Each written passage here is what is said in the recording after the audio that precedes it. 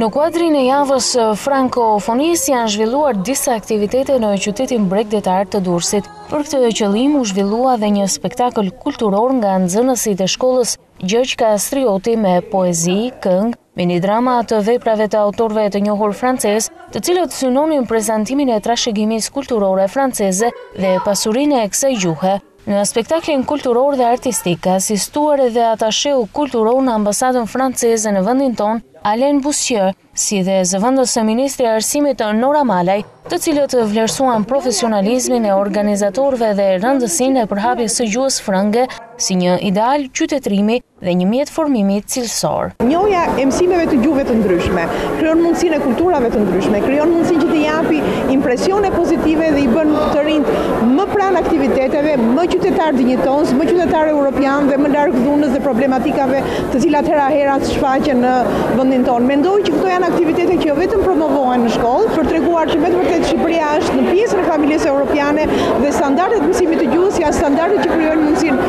e kulturës, vlerave